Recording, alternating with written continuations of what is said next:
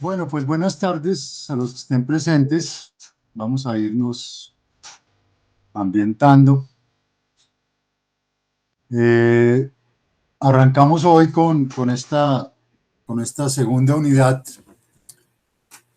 que se llama La transición al pensamiento político de la sociedad global. Y vamos a ver ya de arranque, pues lo que es el republicanismo y la democracia disputatoria. Pues recuerden que hasta el momento eh, hemos visto pues la primera unidad que podía ser, digamos, eh, una introducción a toda la problemática moderno tardía, de la modernidad tardía, a partir de la Revolución Francesa, donde pues vimos inicialmente el concepto de lo político de Schmitt,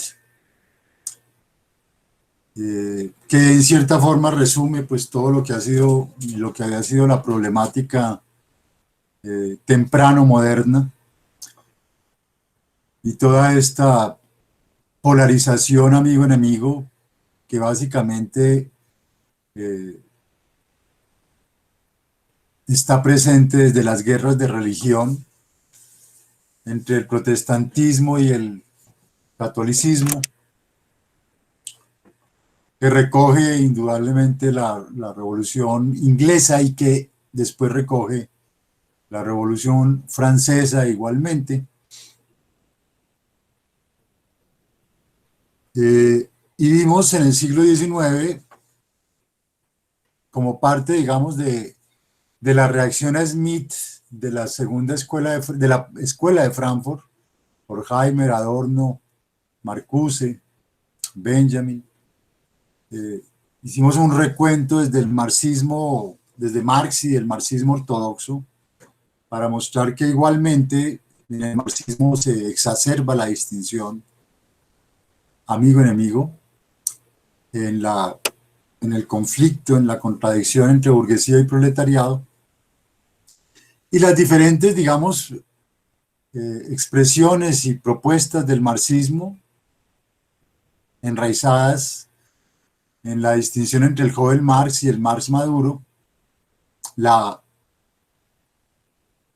eh, discusión entre Bakunin y entre Marx, y después ya propiamente el marxismo ortodoxo de Lenin, Trotsky, Stalin, Mao Zedong, la escuela de Frankfurt, el marxismo heterodoxo. Posteriormente, la, el estructuralismo francés y cómo pues ahí vamos a recontextualizar y reconceptuar la distinción amigo-enemigo desde las relaciones de poder y, y pues las diferentes posturas de Foucault, de Deleuze, ¿sí?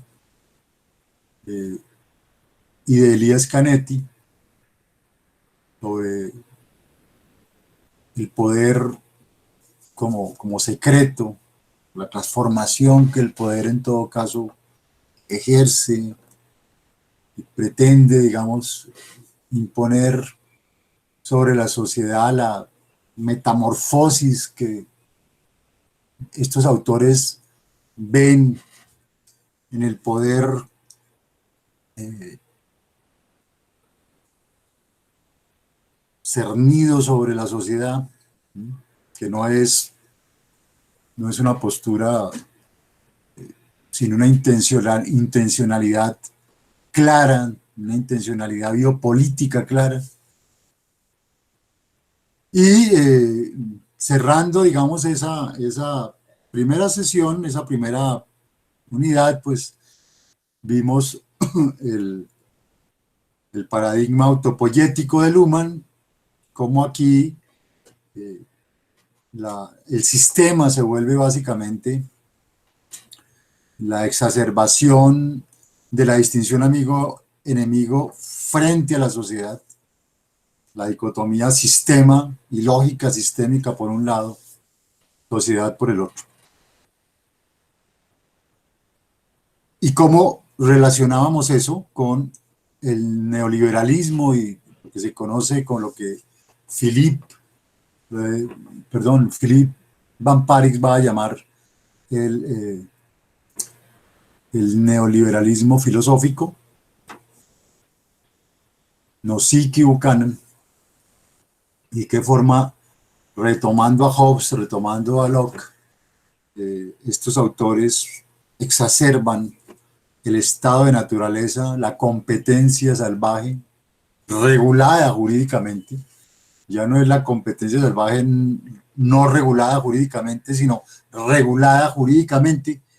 Y esa competencia salvaje establece, digamos, un estado mínimo como expresión del sistema por excelencia, una concepción de sistema, de democracia sistémica que se opone a la sociedad, que impone a la sociedad su lógica sistémica. Y bueno, con esa introducción ya entramos a la transición a la sociedad global, que indudablemente se va a dar después de la Segunda Guerra Mundial de manera clara, y que va a tener en el republicanismo una de sus banderas y de sus paradigmas más representativos. Porque el republicanismo precisamente, vamos a ver cómo inspira prácticamente toda la discusión que se da a partir de los 50, es decir, toda la segunda mitad del siglo XX va a estar inspirada por esta postura política. El republicanismo va a desarrollar una concepción de democracia disputatoria, contestataria, que vamos a ver pues ya en algunos minutos cómo es que se plantea. Y en últimas, pues hay que recordar que el republicanismo es una distinción muy sugestiva que hace John Rawls más tarde. El republicanismo es una de las doctrinas políticas que entra con la modernidad prácticamente, pero que se diferencia de otra que también entra con la modernidad, que es el humanismo cívico. Porque vamos a ver más tarde cómo algunos autores identifican o pretenden identificar humanismo cívico con republicanismo. Pero como bien lo han mostrado, entre otras Chantal Mouffe, ambas son muy, muy diferentes. El mismo Rawls recalca que el republicanismo nada tiene que ver con el humanismo cívico. Y eso nos da, digamos, un poco digamos, la oportunidad de recordar que el humanismo cívico es esta doctrina política que viene del medioevo, que tiene todavía una carga ética, religiosa muy acentuada, que sin embargo se alimenta del Renacimiento,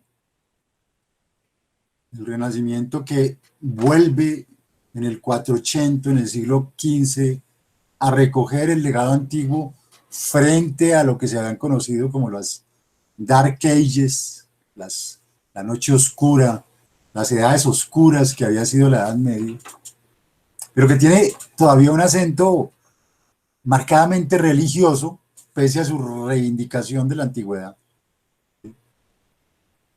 Y recoge también otro movimiento que es el humanismo, Y eso lo muestra excelentemente un autor italiano que se llama Nicolás Abagnano, Nicolás Abagnano, un historiador de la filosofía. Pero esa simbiosis entre renacimiento y humanismo, que en cierta forma eh, origina el humanismo cívico ya como doctrina política, es diferente al republicanismo. ¿Sí? Porque el republicanismo ya se va a definir en otros términos. Y se va a definir en otros términos frente al liberalismo, particularmente. ¿Sí? Frente al liberalismo, que es lo interesante. O sea que podemos decir que como doctrinas modernas, me refiero a modernas en el sentido de ya la modernidad histórica que arranca, ¿sí?, en el siglo XV, las dos doctrinas políticas que entran a la escena histórica son el humanismo cívico, todavía esta amalgama de elementos medievales, éticos, religiosos, ¿sí?, antiguos, y el republicanismo, inicialmente. Y vamos a encontrar, digamos, dentro de ese republicanismo, por lo tanto, una serie de autores que para muchos arrancan con Maquiavelo en Italia, Baudin en Francia, Montesquieu en Francia, Rousseau pues en Ginebra, ¿sí?, Marat en plena Revolución Francesa, y más tarde incluso en el contexto ya nuestro, Artigas y Benito Juárez. Y el gorro frigio como símbolo del republicanismo inicialmente. Un primer republicano va a ser Maquiavelo, ¿sí? Y hay que recordar, frente a la leyenda negra que se impuso sobre Maquiavelo, recuerden que la leyenda negra la imponen los franceses, la lectura del Maquiavelo malo, la lectura del Maquiavelo maquiavélico, en cierta forma la ambientan los franceses, pero en esencia Maquiavelo con El Príncipe, que es la obra por la cual más va a ser reconocido, lo que estaba haciendo Maquiavelo con El Príncipe, no una lectura prescriptiva del poder. Es decir, Maquiavelo no está planteando un deber ser sobre el poder. Maquiavelo está retratando el poder. Maquiavelo en ese sentido es casi un sociólogo que describe qué es el poder. Y El Príncipe entonces lo que entra es a mostrar pues que el objeto de la política tal como se está presentando en ese momento, ¿sí?, es básicamente la toma del poder. Esa es una lectura, digamos, es un frente de reflexión de Maquiavelo. Pero en el otro flanco, Maquiavelo va a desarrollar en sus discursos precisamente todo el ascendiente republicano, ¿sí? Y ahí él retoma precisamente desde la propia tradición pues italiana, romana, la estructura del gobierno republicano, un poder ejecutivo, un poder, si ustedes quieren,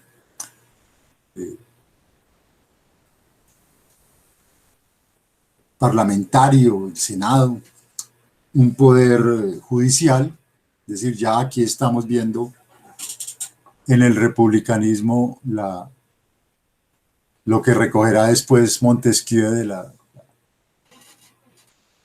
división tripartita del poder, pero en especial empieza a apuntalar la noción de un gobierno de consenso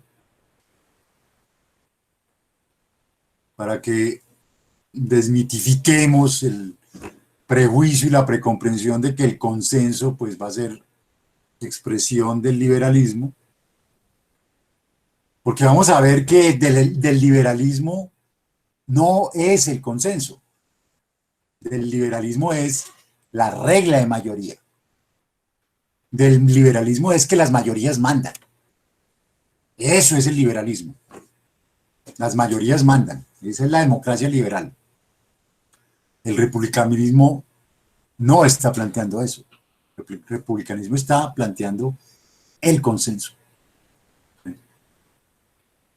y el control popular del Estado, que era también ajeno al liberalismo. ¿Sí? El liberalismo, de alguna manera, yo enajeno mi voluntad, así como en Hobbes yo enajeno mi libertad. En cierta forma, en el contrato social, la sociedad enajena su voluntad política en el Estado.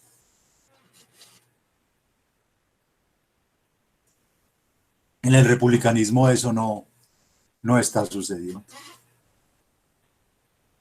Entonces, Maquiavelo ya empieza, digamos, a plantear este rasgo en sus discursos, reitero, que es donde esto se hace evidente. Y el siguiente autor, estamos en el siglo XVI, será Jean Bodin, francés, ¿sí? Y aquí ya entonces Bodin empieza a defender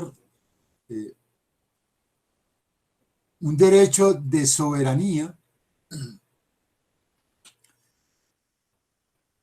popular, un derecho de soberanía que no está enraizado en el soberano como tal, y un elemento que vamos a encontrar en el republicanismo, en todas las, digamos, en toda la vertiente republicana y en el ascendiente republicano, que es lo que Bodin empieza a denominar el principio de derogación. Principio de derogación que en cierta forma somete al control y a la voluntad soberana del pueblo, al pacto político del pueblo, ¿sí? A la voluntad del pueblo, el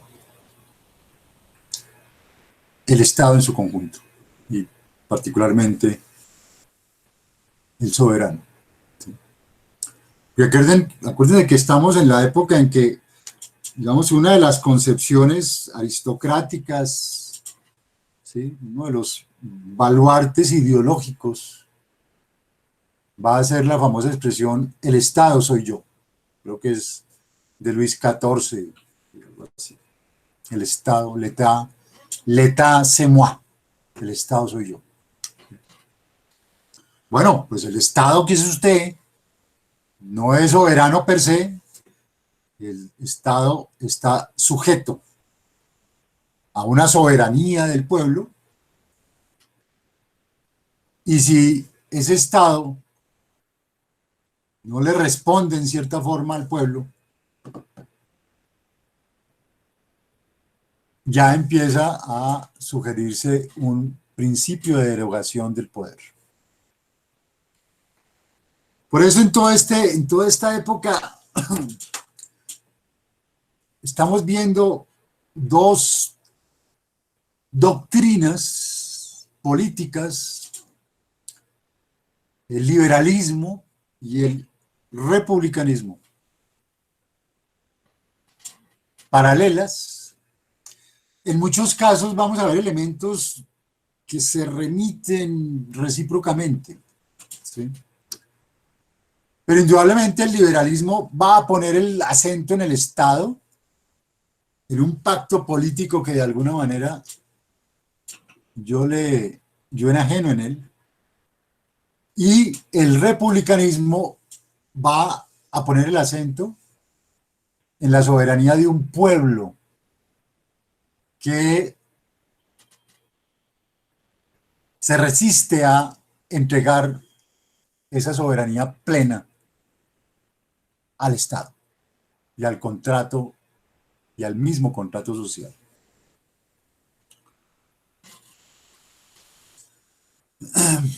Y, y digo esto precisamente porque en muchos autores que incluso se presentan como liberales y en muchos autores que el liberalismo reivindicó como liberales, encontramos también a veces unos elementos de republicanismo muy sugestivos y muy interesantes. En el mismo Locke, en Rousseau. Rousseau es un trágico ejemplo de cómo el liberalismo se apropia de una teoría que no era liberal y de un autor que no era liberal. ¿Sí? El mismo Kant también, eh, su planteamiento final es un planteamiento que muchos han calificado de republicanismo madisoniano, más que liberal. Entonces, hay que entender que todo este periodo es un periodo bastante intrincado y amalgamado. Y de ahí por qué se confundan en estos autores a veces elementos de uno de otro, ¿sí? Y haya eso, además que distinguirlo de lo que la tradición posterior entró a definir como liberal en unos, como republicanos otros. Las cosas no se dan y no se dieron particularmente en todo este periodo de una manera tan clara y definida. El siguiente autor es Montesquieu. Y entonces ya en Montesquieu, siglo XVIII, ¿sí? Primera mitad del siglo XVIII, ¿sí? Ya es claro que estamos hablando de un republicano, de una doctrina republicana, donde hay tres poderes: un poder legislativo, un poder ejecutivo, un poder judicial, y donde el elemento central, donde la columna vertebral es el poder, controla al poder. Esta es, digamos, la máxima por excelencia de Montesquieu: el poder controla al poder. Y el republicanismo a partir de ahí va a reivindicar ese control mutuo, ese control recíproco dentro del Estado. Lo que ya, digamos, más tarde vamos a encontrar incluso en la teoría política angloamericana, los check and balance, ¿sí? Los frenos y contrapesos del conjunto del Estado de Derecho, ¿sí? El poder que controla el poder, ¿sí? Y que es la única garantía de que no se desborde precisamente el poder. Y el siguiente autor va a ser Rousseau. Rousseau, que igualmente y en especial en su mismo contrato social. Rousseau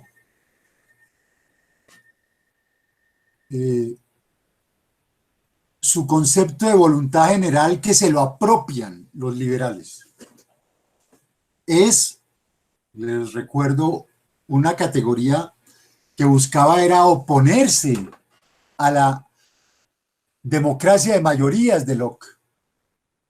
Que la democracia de mayorías de Locke ya establece una ruptura, una dicotomía entre mayoría y minoría. Pese a los elementos republicanos, y ahorita les relataré la anécdota de que tuvimos en la Universidad de La Habana, precisamente en torno a una interpretación de Locke, de los compañeros cubanos. Pero Rousseau busca con la categoría de voluntad general oponerse a la democracia de mayorías liberales. Esa es la democracia liberal.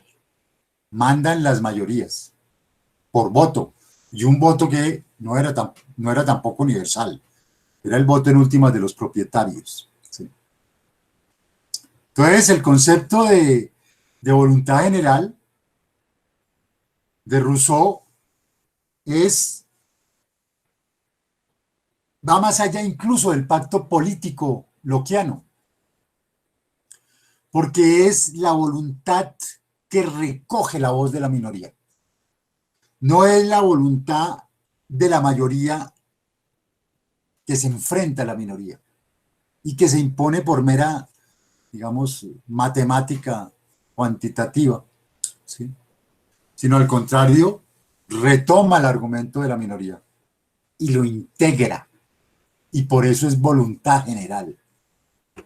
¿Sí?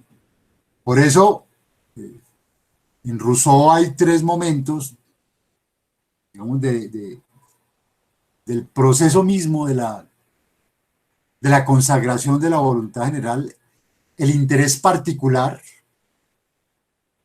que es el interés estratégico que ustedes quieren, del burgués; el interés general, que ya es el interés, todavía llamémoslo así, estratégico de la sociedad, pero por encima del interés estratégico general de la sociedad está la voluntad general.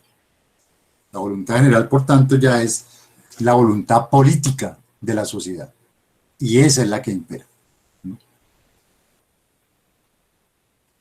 Entonces, el contrato social en Rousseau, que después, insisto, se lo apropian los liberales, y se lo apropian en la peor fórmula, porque el liberalismo, ¿qué fue lo que hizo? Cogió la democracia liberal, cogió la democracia, cogió el legislativo, ¿sí? Y entonces la mayoría, tanto en el proceso de votación como en el legislativo, representa como mayoría la voluntad general. Eso no es Rousseau. Eso no era Rousseau. Ese es el aprovechamiento liberal que se hace de Rousseau.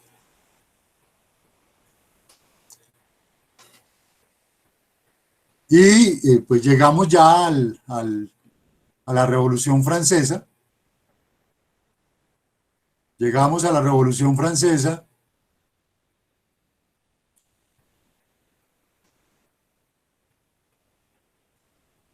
Y la Revolución Francesa tiene también un carácter republicano. Ustedes ven ahí en este cuadro famoso, a mano derecha están los girondinos, la derecha burguesa, monárquica, ¿sí? Religiosa. A mano izquierda están los jacobinos, que en cierta manera representaban digamos, el punto de vista burgués, moderado y radical, con todos sus matices. De hecho, el gran argumento falaz, mentiroso del estalinismo, incluso el error de Marx, fue creer que ese consenso de la Revolución Francesa había sido solo burgués. Historiadores anarquistas como Daniel Guérin, historiador anarquista,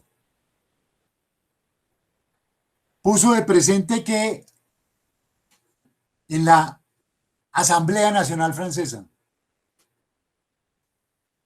no hubo solo un consenso burgués, porque en la Asamblea Nacional Francesa también hubo una tercera fuerza, que es la que está representada arriba de la izquierda burguesa, que eran los descamisados.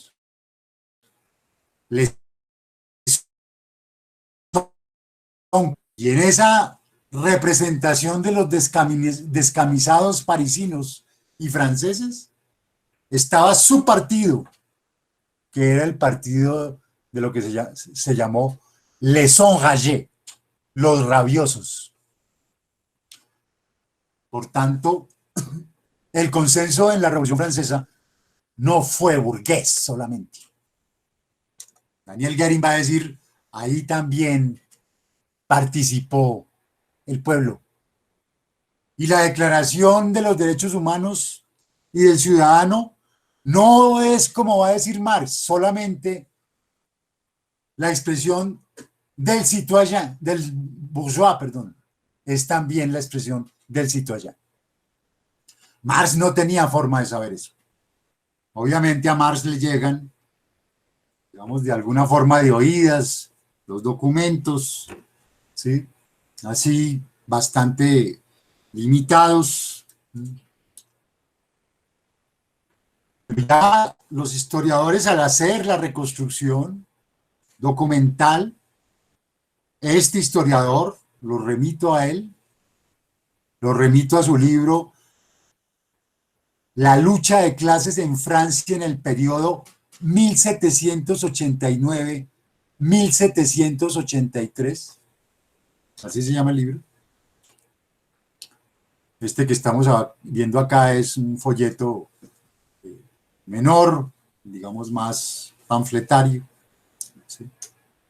Muestra que la Revolución Francesa también estuvo presente. Les sans-culottes, les enragés, los descamisados y su partido, los rabiosos. Ahorita vamos a ver por qué les estoy insistiendo tanto en esto. Porque esto es más para después entender a Habermas y su reivindicación de la democracia radical, no de la democracia liberal. Ese es el otro, ¿sí?, caballito de batalla para descalificar a Habermas y decir que es un liberal. No, señores. Para reivindicar la tradición radical de la Revolución Francesa. Y para mostrar que ahí no hubo, y de que el consenso no es consenso burgués, ¿sí?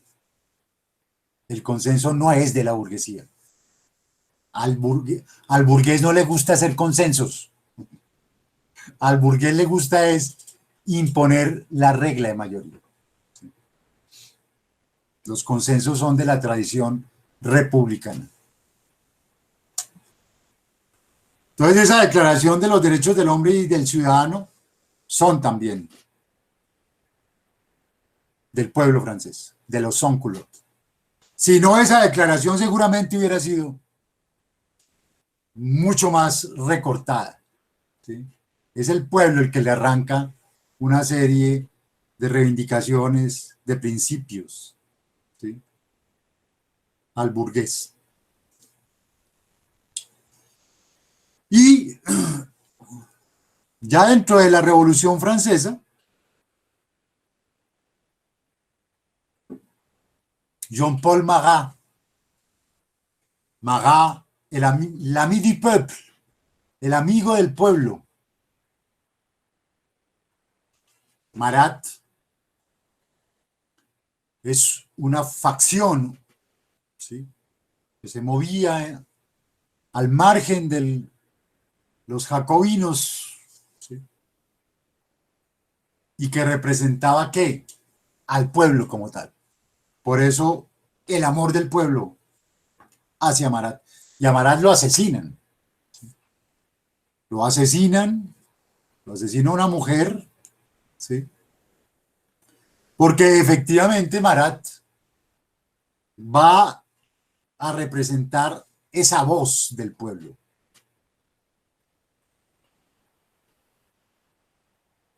Insisto, al liberalismo burgués le gusta el pueblo para que vote y lo elija. No le gusta el pueblo para que lo controle. Eso es de la tradición republicana. Y ahí les traigo a colación, ojalá que en estos tiempos de confinamiento la busquen y la vean, porque es extraordinaria. Se llama Maratzat, ¿sí?, y es una obra de teatro que llevan al cine. Ahí está precisamente una de las escenas, y es una obra de teatro representada por unos esquizofrénicos en un manicomio, y representan la locura de la revolución, pero la locura de la revolución republicana, no la locura de la revolución liberal, ¿sí?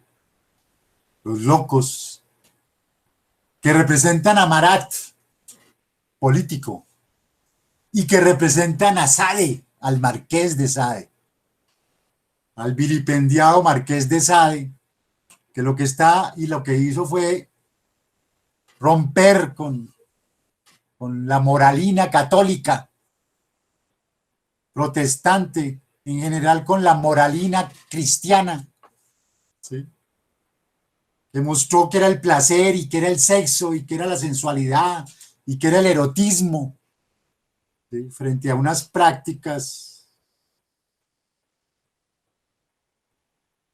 absolutamente estranguladoras de la humanidad. Los dos en esta obra son los que inspiran a estos esquizofrénicos en un manicomio, para mostrar el sentido, la locura que fue la Revolución Francesa, la locura republicana. El liberalismo nunca es loco, el liberalismo siempre es institucional. El liberalismo es derecho constitucional, ¿sí? El liberalismo es, y de ahí no pasa. El liberalismo no pasa de poder constituido, al que él va a llamar poder constituyente, ¿sí?, como para que ustedes caigan ahí rendidos. Pero eso es puro liberalismo.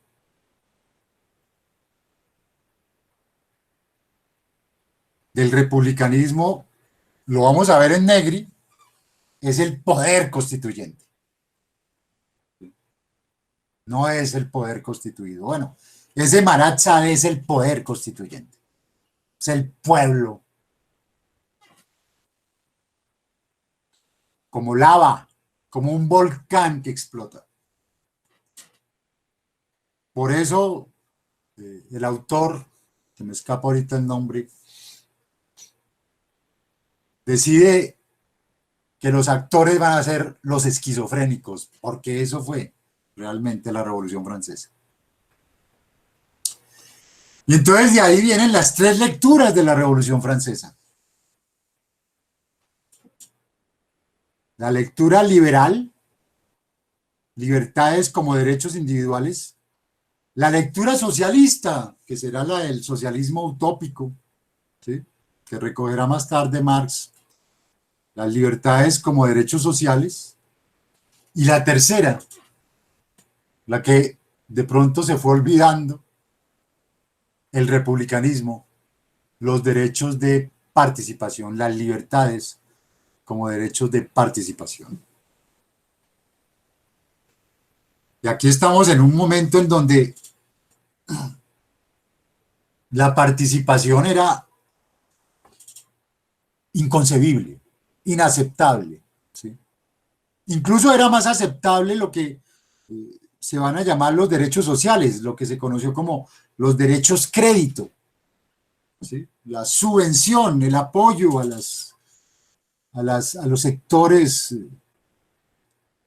desfavorecidos, a los sectores paupérrimos, a los sectores periféricos de la sociedad. Pero el republicanismo era el que ya reclamaba las libertades de participación, los derechos de participación. Y entramos ahí a España y nos vamos a encontrar a un Goya que tiene que irse de España,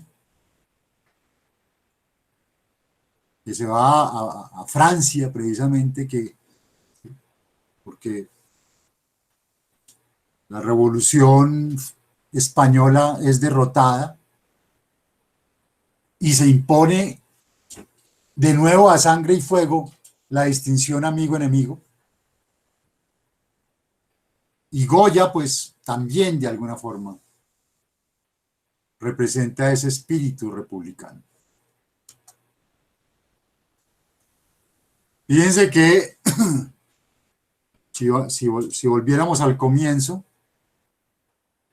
estas son las famosas litografías de Goya, las litografías sobre la guerra, ¿sí? La guerra y la violencia,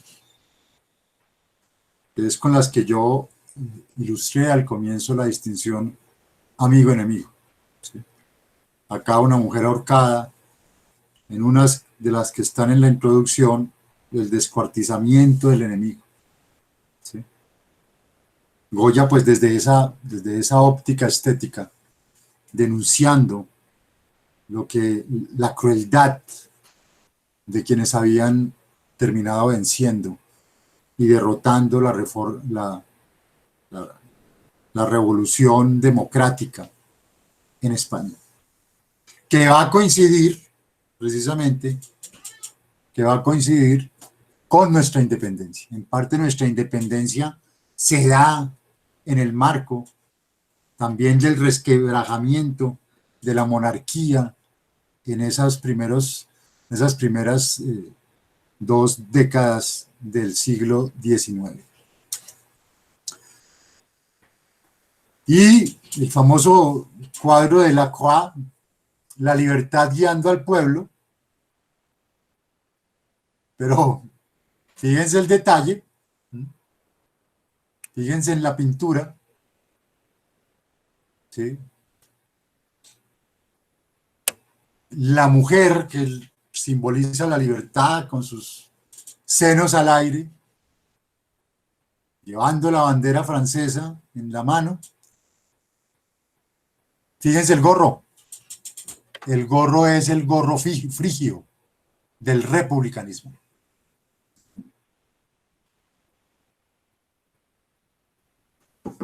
Y es la libertad guiando al pueblo. No es el liberalismo guiando al pueblo. Es la libertad como una aspiración popular. Recuerden que en el 15 ha sido derrotado ya definitivamente Napoleón, se impone en toda Europa la restauración. Hay un periodo de relativa, digamos, calma, ¿sí? Y a partir del 30 otra vez empiezan las luchas democráticas que van a culminar en el 48 con el triunfo de las revoluciones democráticas en Europa. Y de nuevo, cuando uno habla de democracia y de liberalismo, está haciendo una diferencia entre republicanismo y liberalismo.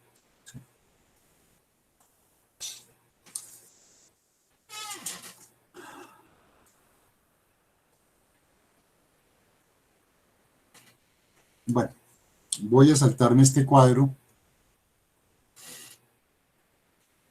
que básicamente pues trataba de recoger una serie de posturas. Por el lado de la derecha, el liberalismo, el conservadurismo; por el lado de la izquierda, el totalitarismo, el socialismo; hacia arriba, digamos, el autoritarismo, que puede ser también de izquierda o derecha; y hacia abajo el libertarismo, que puede ser socialista o liberal. Pero no me voy a centrar aquí. Y vamos a pasar al republicanismo en Estados Unidos. Los orígenes.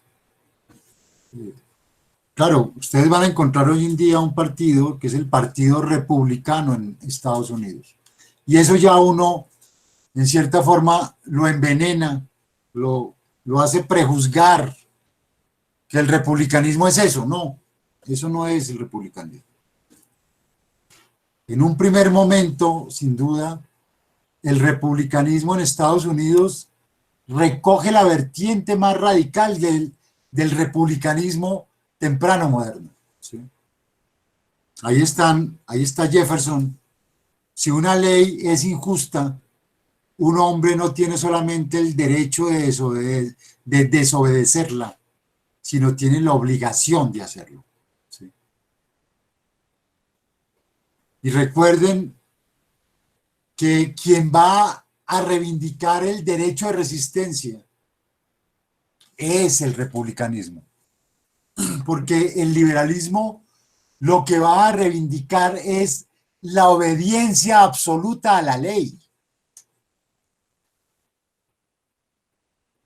El liberalismo defiende la obediencia absoluta a la ley en el supuesto de que la ley es racional y de que es la expresión de las mayorías, que después el liberalismo planteó como expresión de la voluntad general, que no era liberal. Pero quien defendió siempre el derecho de resistencia, que sin duda es una herencia de la antigüedad, del derecho natural antiguo y medieval, está presente en Tomás de Aquino. ¿Sí? Esa bandera la recoge el republicanismo en la modernidad temprana y la retoma el republicanismo norteamericano, ¿sí? En su versión más radical, ¿sí? Porque indudablemente el republicanismo angloamericano en el siglo XVIII es la expresión más radical que encontramos, ¿sí? O tan radical como podía ser Marat en la Revolución Francesa. Y el mismo Jefferson ya más tarde va a decir: el gobierno es el sirviente, ¿sí? No el amo del pueblo. Ahí ven ustedes resumido lo que en unos minutos vamos a ver ya conceptualizado dentro de las doctrinas republicanas. Pero este fue, digamos, el republicanismo, llamémoslo revolucionario, de Estados Unidos en el siglo XVIII.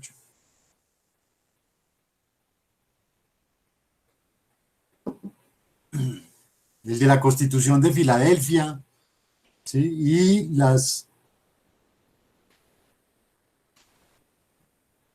the Bill of Rights, ¿sí? Las primeras enmiendas, en fin, de esa Constitución, que van a poner de presente, digamos, la expresión más democrática del proceso angloamericano.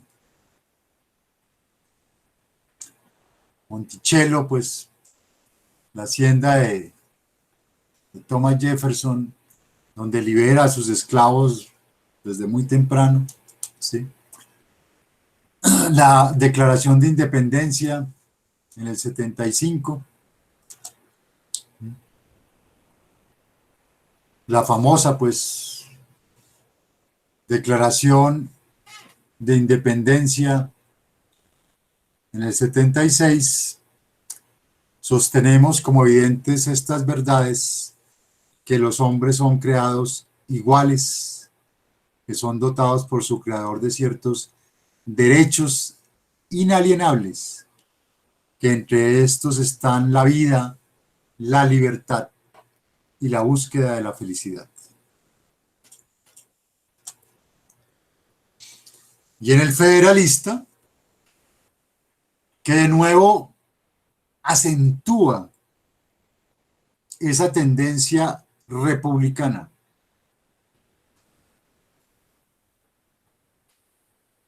y que coloca en el pueblo, ¿sí?, el control del gobierno.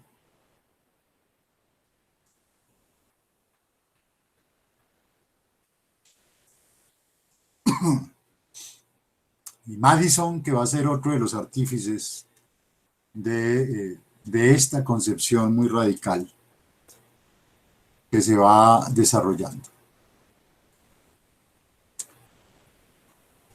Y viene este autor, Alexis de Tocqueville, que hace uno de los estudios tempranos, precoces, podríamos decir, de las patologías que él ya detecta y advierte y anticipa en la democracia liberal de Estados Unidos. La democracia liberal, donde inicialmente se consolida, ¿sí?, después, digamos, de la derrota de Napoleón, que no logra tan... Lo único bueno de Napoleón, dirán ustedes, es el Código Civil, ¿sí?, pero Napoleón, poquito de democracia, ¿no? ¿Sí? Mucho de derecho civil, pero poquito de democracia, porque eso no era lo suyo.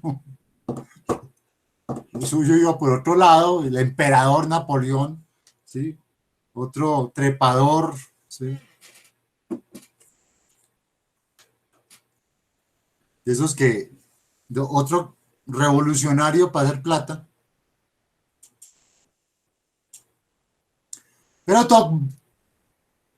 Tocqueville, Alexis de Tocqueville, en francés Tocqueville, o si quieren Tocqueville, ya aquí señala lo que será el INRI del liberalismo, el despotismo de las mayorías. El despotismo de las mayorías. Y eso se vuelve la cruz del liberalismo. El liberalismo es la dictadura de las mayorías. Eso lo vamos a ver en Rawls después. ¿Y cuál es el sentido y el corazón de la argumentación rawlsiana sobre eso? Pero ya aquí, Tocqueville está planteando, esto es lo que envenena la democracia, el despotismo de las mayorías.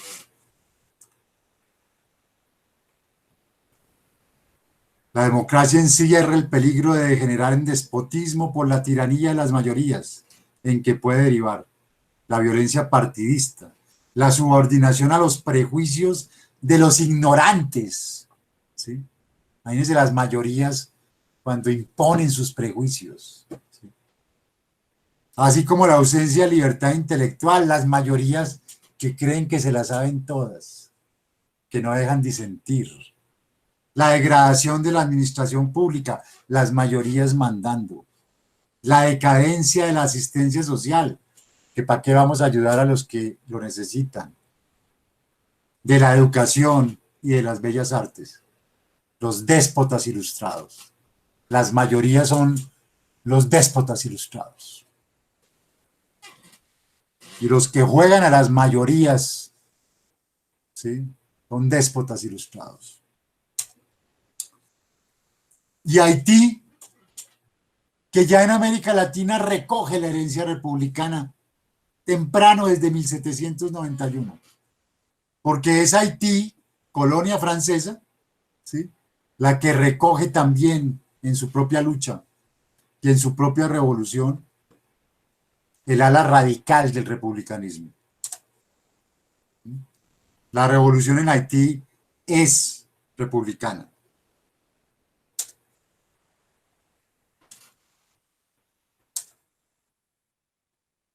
Y recuerden que en su carta de Jamaica,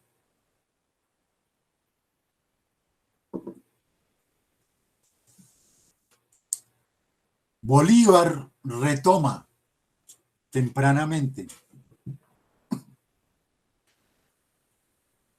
la herencia de Haití.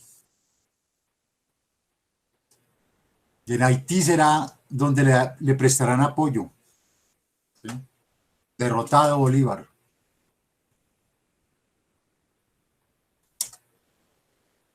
Y por eso, si Santander es el liberal, creador de la patria y de las leyes, Bolívar no es el representante del conservatismo. Bolívar realmente fue el que representó al republicanismo. Es decir, frente al Estado de Derecho de las mayorías, que eran mayorías obviamente de salón, que eran mayorías aquí desde Bogotá, mayorías ficticias, como todas las mayorías liberales, es Bolívar quien va a representar y quien quiere representar al pueblo por esa herencia haitiana, republicana.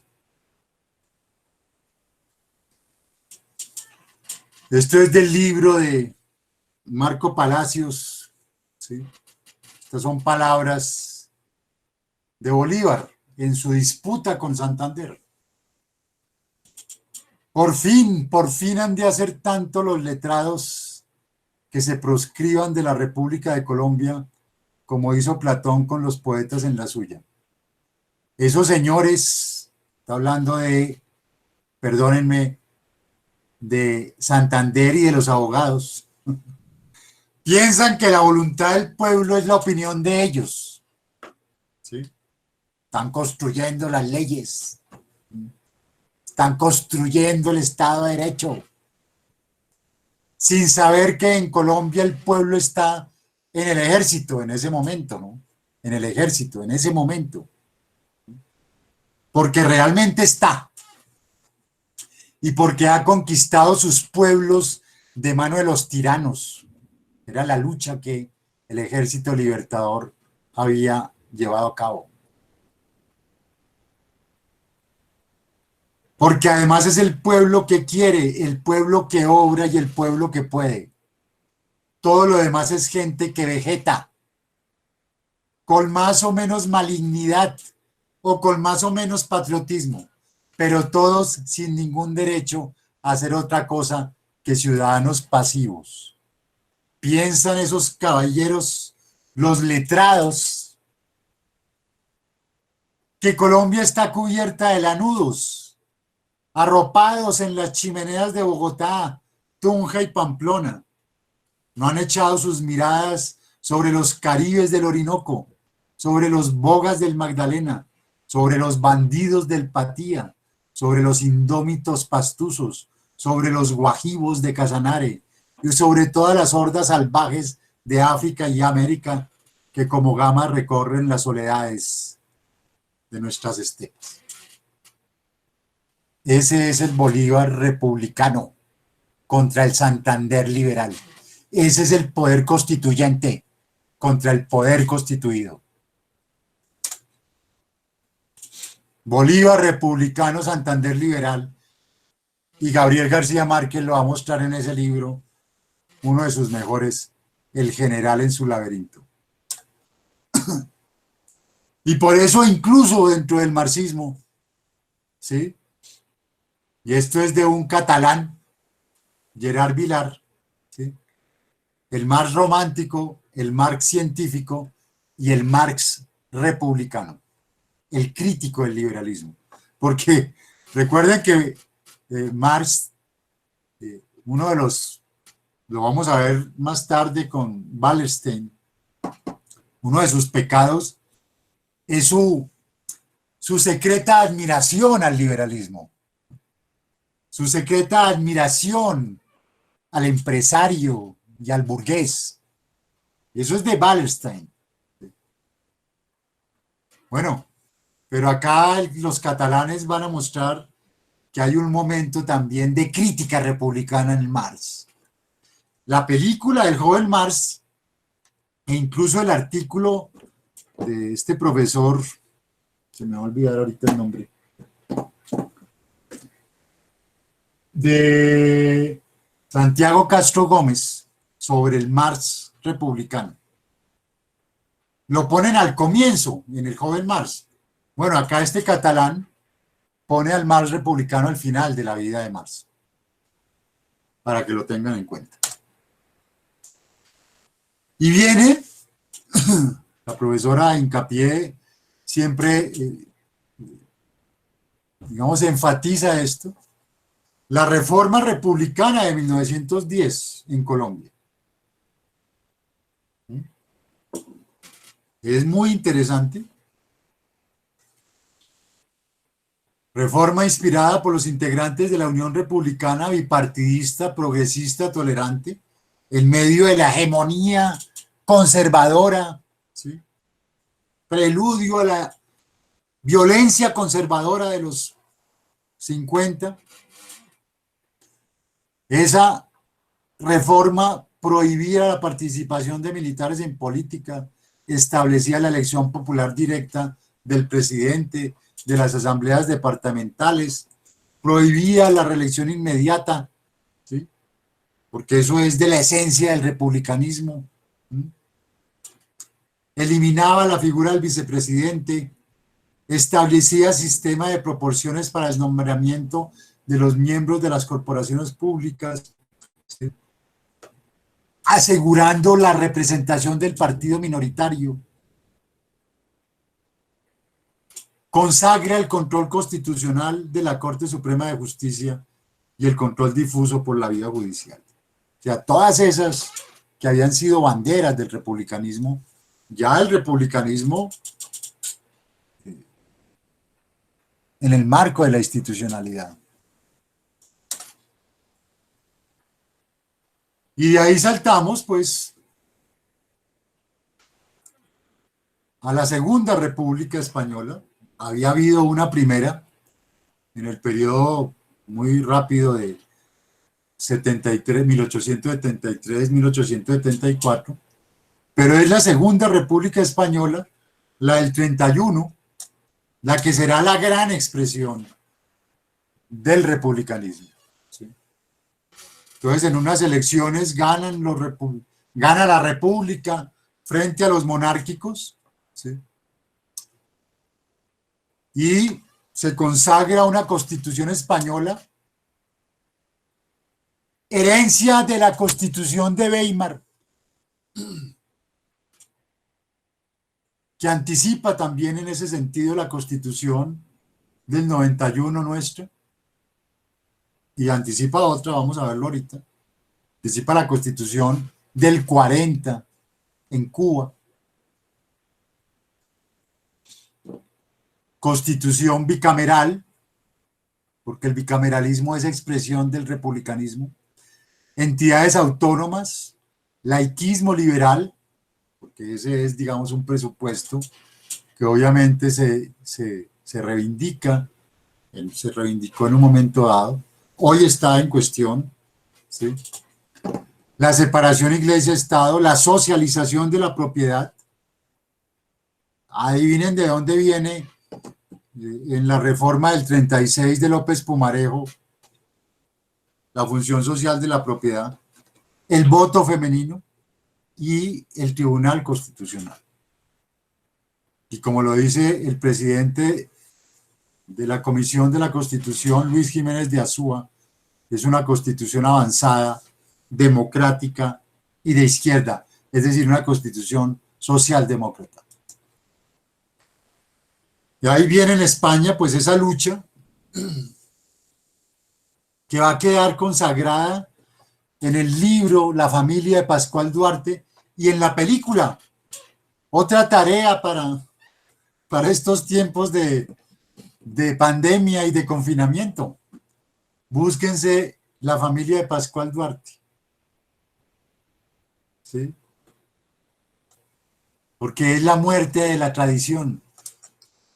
Hay una escena en Pascual Duarte, en la película, ¿sí?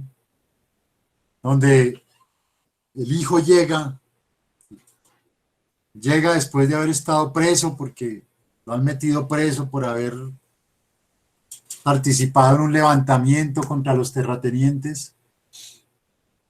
Llega a su casa, le dice la madre, hijo, ¿cómo vas? ¿Sí? Y él no la saluda, la madre toda vestida de negro, así como están, ¿sí? Esas mujeres ahí. El hijo no la saluda, la ve, mira la escopeta de su papá que está encima de la chimenea. La madre se da cuenta de que está viendo la escopeta. Le dice, sí, esa es la escopeta de tu padre. Dios lo guarde en su gloria. ¿Sí? El hijo la coge la escopeta, ve que está cargada. Te voy a preparar algo de comer, hijo. Cierra la escopeta, le apunta a su madre, le dispara y la mata. Es la muerte a la tradición.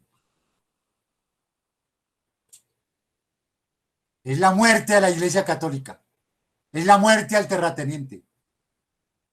Es la muerte a la monarquía. Ese es el símbolo de Pascual Duarte. En esa escena preciosa, simbólica, donde ni habla, no tiene que hablar, no tiene que musitar una sola palabra. Simplemente tiene que asesinar toda la tradición. Esa es la lucha en ese momento. Y es la lucha a la tradición y es la lucha fratricida en España. Porque es en ese contexto que el dictador Francisco Franco, que nunca fue un presidente ni fue nada, fue un dictador y un asesino, tan asesino como Hitler, ¿sí? Tan asesino como Mussolini. Se levanta contra la República.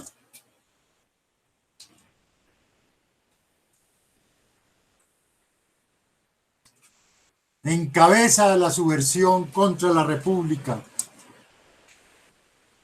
y vence, por supuesto, porque será apoyado por Mussolini y por Hitler. No venció solo. No venció solo. Y se desata esa guerra civil española terrible, sangrienta. Ahí ven ustedes las escenas, las fotos. Ahí está la famoso miliciano de las brigadas internacionales muriendo en defensa de la República Española. Federico García Lorca, que lo manda a asesinar Franco, lo manda a asesinar antes del levantamiento. ¿Sí? Federico García Lorca, que ya en sus poemas, ¿sí?, lo anticipaba. Compadre, quiero cambiar mi caballo por su casa, mi montura por su espejo, mi cuchillo por su manta. Compadre, vengo sangrando desde los montes de Cabra. Pero yo ya no soy yo, ni mi casa es mi casa. Dejadme subir al menos hasta las altas barandas Dejadme subir, dejadme hasta las verdes barandales de la luna, por donde retumba el agua. Asesinado y hasta el día de hoy, jamás. Tal era el odio del franquismo a este poeta revolucionario, gitano. Y la represión franquista absoluta.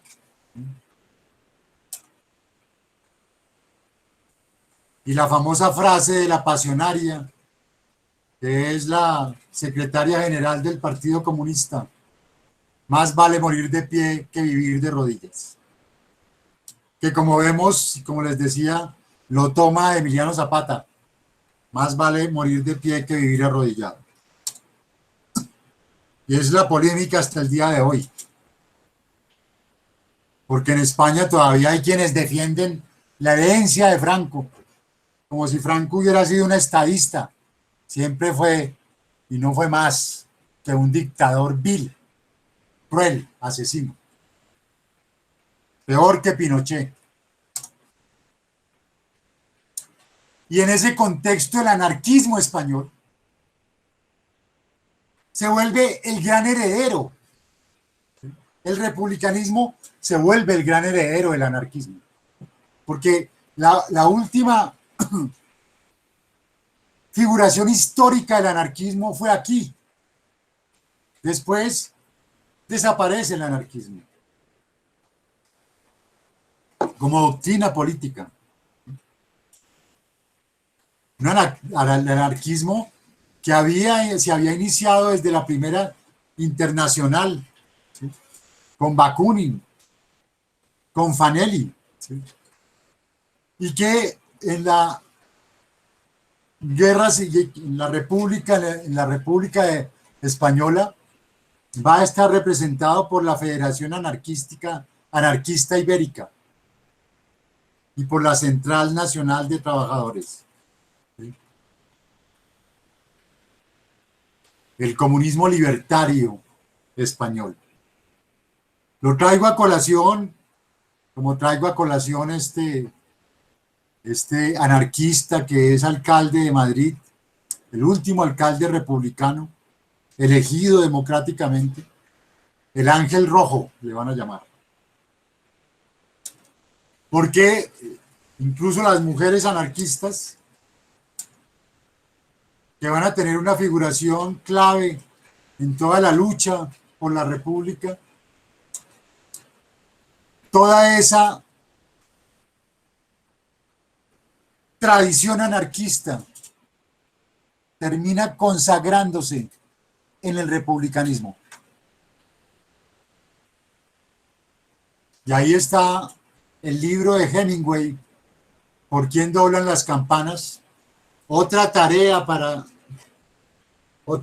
que pueden tener para este confinamiento, empezar a leerse este libro extraordinario, hermoso, de Hemingway, ¿sí? ¿Por quién doblan las campanas? La muerte de cualquier hombre me disminuye porque estoy ligado a la humanidad. Por consiguiente, nunca preguntes por quién doblan las campanas. Doblan por ti.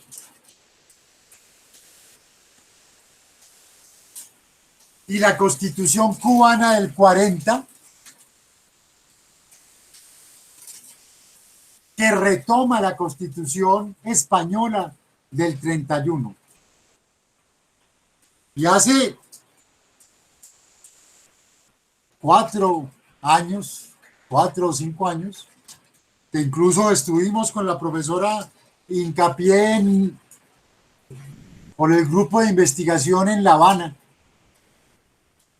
Fue muy interesante porque en ese momento se estaba discutiendo la reforma de la ley estatutaria, de la máxima ley cubana. ¿Sí? Y pese al temor, que es algo entronizado en la academia cubana, el temor de hablar, ¿sí? pese al temor de los profesores, de algunos profesores, fue muy interesante escuchar en la Facultad de Derecho de la Universidad de La Habana cómo algunos reivindicaban la Constitución socialdemócrata del 40 y lo que podía recogerse de ella para la reforma de la ley magna, ¿sí?, que estaba precisamente deliberándose. Eso, obviamente, podrán ustedes anticipar que no quedó sino en tímidas reivindicaciones, en tímidas sugerencias, en temerosas sugerencias. Pero ahí mismo en ese seminario fue interesante encontrar a un profesor de la Universidad de Santiago reivindicando el republicanismo de Locke, con unos argumentos poderosos, con un conocimiento de Locke bastante exhaustivo, mostrando que Locke, más que liberal, era y había sido un republicano, y recogiendo de él elementos precisamente para el proceso de reforma de la ley máxima en Cuba. Pero ese republicanismo también se va a ver representado en el ejército republicano irlandés, que no es el ejército revolucionario irlandés, era el ejército republicano irlandés, que también representa, ¿sí?, y representó el republicanismo, que será recogido en parte en esa película En el nombre del Padre, donde muestran cómo Inglaterra, ¿sí?, cómo el sistema policío inglés monta toda una patraña, ¿sí?, para acusar de una bomba a el padre y el hijo y otros más falsamente. Y después eso se descubre, no son castigados, por supuesto, los policías que habían manipulado las pruebas, pero se vuelve una de las expresiones, ¿sí?, también históricas de ese republicanismo. Y aquí entonces llegamos a las tres grandes tradiciones republicanas.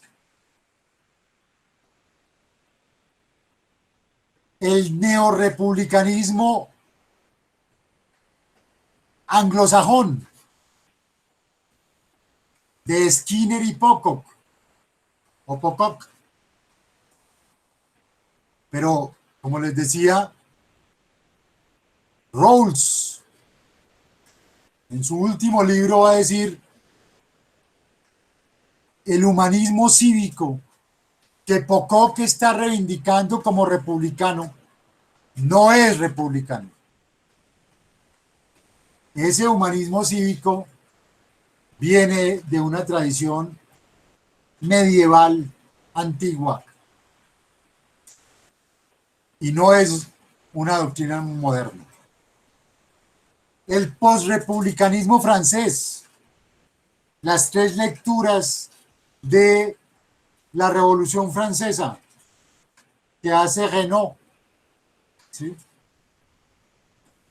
el liberalismo que exalta los derechos individuales, el socialismo utópico que exalta los derechos crédito, los derechos sociales, y la tercera lectura la republicana, los derechos de participación.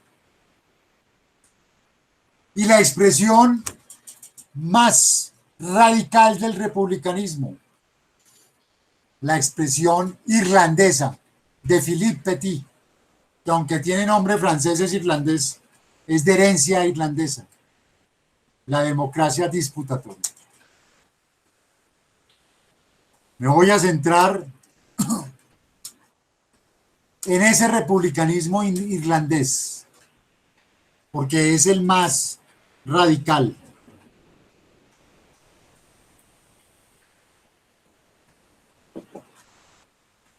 Petit dice, lo que caracteriza al republicanismo es la libertad como no dominación. Contra la incertidumbre, contra la subordinación, pero sobre todo, la bandera central del republicanismo contra los poderosos. Contra los poderosos. Sean los que sean, sea el burgués, sea el estalinista, sea el dictador, sea el que sea, contra el poderoso.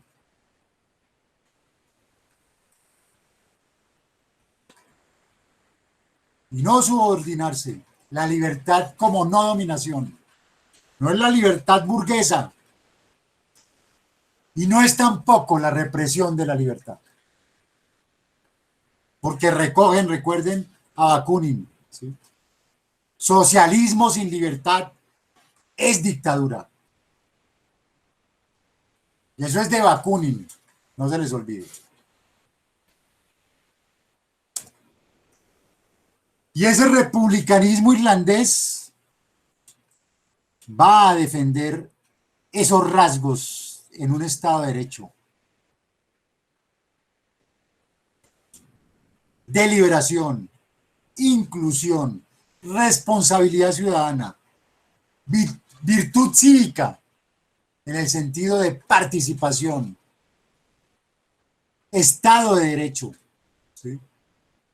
Constitucionalismo, sistema federal, bicameralismo y todas las medidas que se puedan tomar contramayoritarias.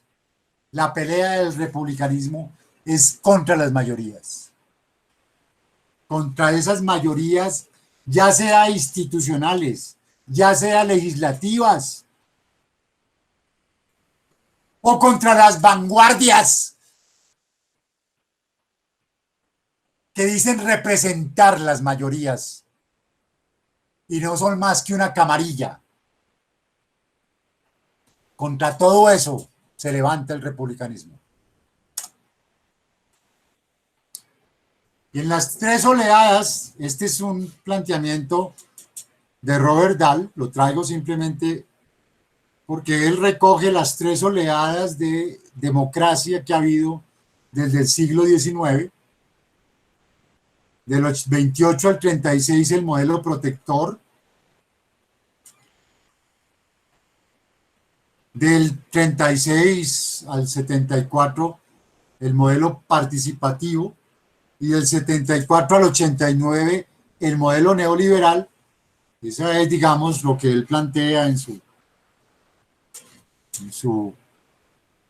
historización de la democracia liberal. Pero a partir del 89 hay una cuarta oleada de democracia, la democracia contestataria.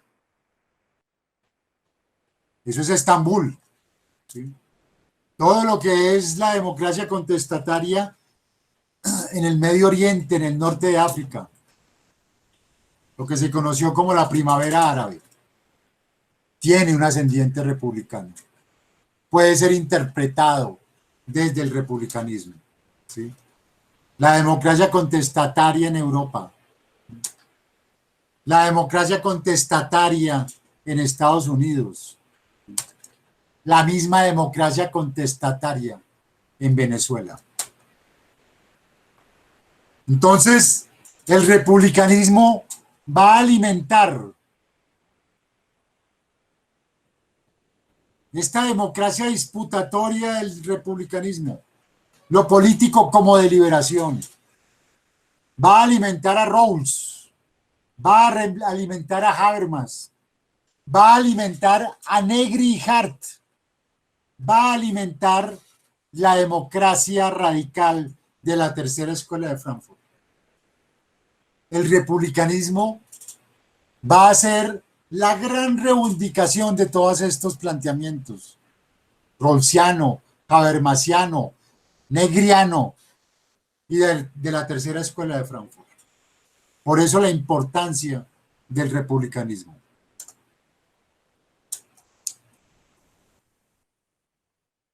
Ahí viene pues una discusión con la cual cierro esto.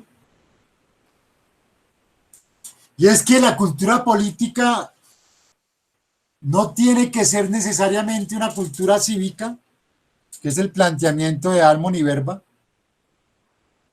La cultura política puede ser posliberal en la medida en que adopta el republicanismo y adopta los paradigmas posrepublicanos que se han alimentado de él.